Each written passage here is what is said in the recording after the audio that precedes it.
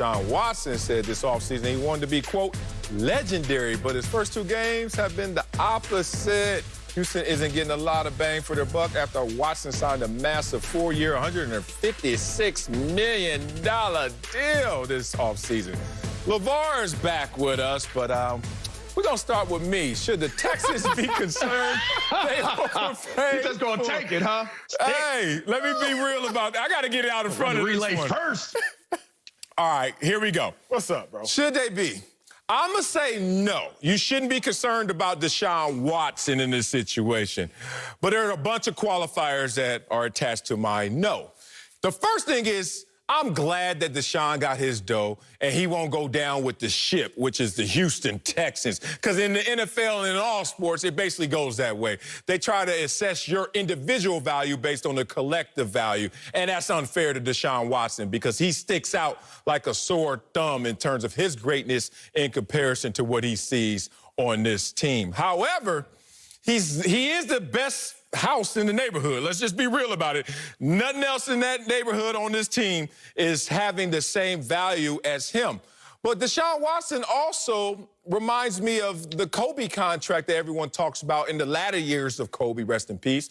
But this is a young Kobe contract where it's a little more of entertainment value, a little more of a draw when they made this deal. A little more of, hey, we got something to build around, something as a centerpiece to our universe when we talk about Deshaun Watson. But how dare anyone try to assess his value based on what they are seeing on this roster? That's all on Bill O'Brien right there. That is also on the bad luck of the draw to have to play the Kansas City Chiefs and Baltimore Ravens in week 1 and week 2. So Deshaun Watson, I'm glad you got your dough and you stay protected in your bubble because what's surrounding you is not the prettiest of sights. The Texans, Marcellus, I think they absolutely should be concerned that they overpaid for Deshaun Watson. But it actually doesn't have much to do with Deshaun Watson. Let me get to this point. I didn't make the money that these 2 cohorts I'm still dealing with on this that made, and Marcellus or LeVar. But I stumbled into a little bit of money one time, and I bought myself a Bentley.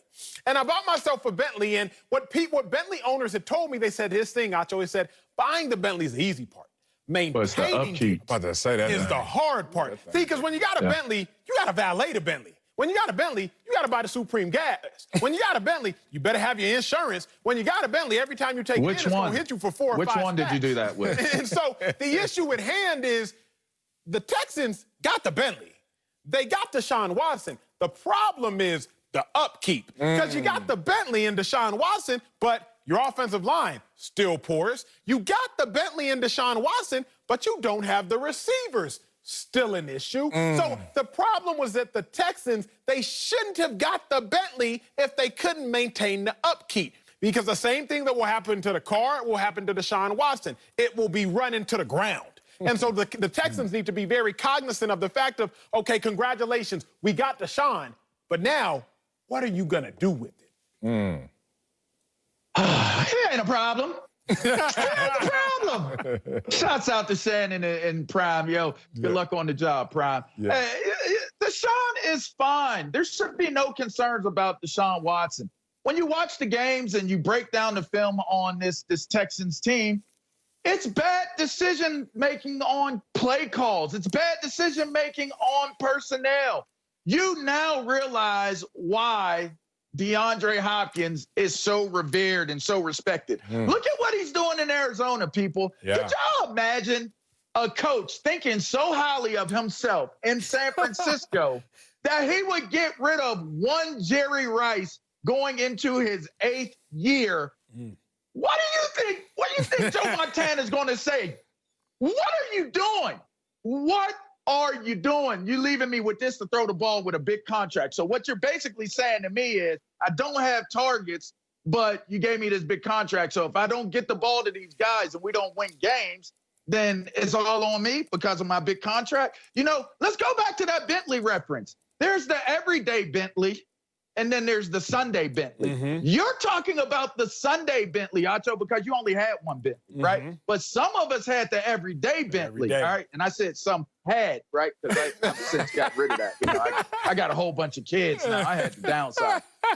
But I had a Bentley that I drove every day. And let me tell you something about the mentality of a Bentley that you drive every day versus the one. The one you drive on Sunday, that's the valet one. That's the one at 25 that they made. Nobody else can get that. The one that you drive on every day, it's like it's a convertible. It looks nice, this, that, moves well. Well, so I'm sitting there thinking to myself, okay, Bill O'Brien is that everyday Bentley.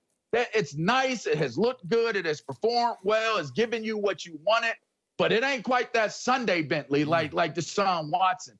He has devalued what Deshaun Watson can represent. Correct. And that's the concern that you have to have, is he's made some poor decisions personnel-wise that is impacting the season so far, not only for Deshaun Watson, but for that team. Here's the other thing. Remember the block we just talked about in Carson Wentz? Yeah. Got a big payday, has a losing record. Everything statistically makes you question, should Wentz have ever been paid? Is Wentz actually that good? And sure, in part it's because of Wentz, but it's also because of schematics. If you watched the game last week about how the Rams made Goff look really good, and before the Rams had a coach to make Goff look really good, Goff looked really bad. If Deshaun Watson is not careful with these Texans, he will start to look bad. The game of football, regardless of what we think, you need your dogs to ride with you. Just like Patrick Mahomes has his. Gotta have just dogs. like Aaron Rodgers now at least has Devontae Adams, one of the best. You got to have your dogs with you. Regardless of how good you are, if you don't have your Robins, if you don't have the rest of that team around you, you're just not going to be that good. Deshaun Watson, we already know he's extremely and uber talented. We saw it in college. We saw it his rookie year before he tore his ACL. But now you're looking at Deshaun Watson and you're like, y'all are 0-2.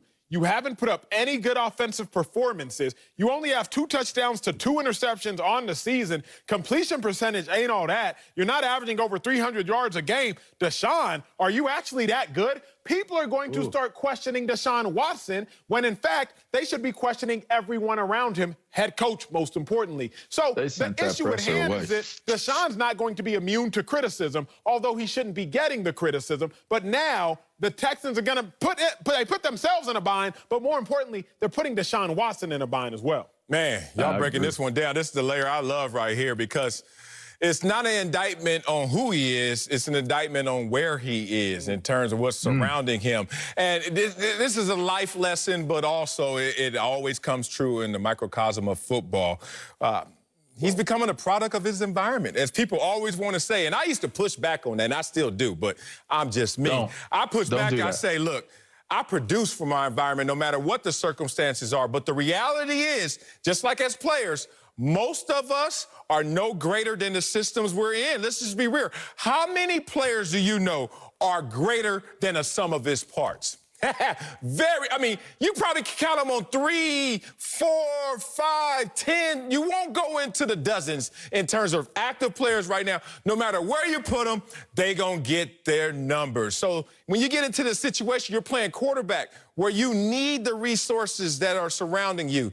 You need to be put in the proper situation. It looks like Deshaun is not in that situation, and he will be judged accordingly. And I would like to leave on the fact that I've seen Acho's Bentley before. Let's not blame the upkeep on that situation. It's a dust bucket, and I don't know what happened. Wow. I ain't never heard of a Bentley getting a dust bucket. I followed him home one time. I had to know what was going on. Where the hell is he parking this bucket? But that's my dog. Respect. Coming up, if you missed any NFL games this weekend, we're here to give you a full recap. We'll give you our Week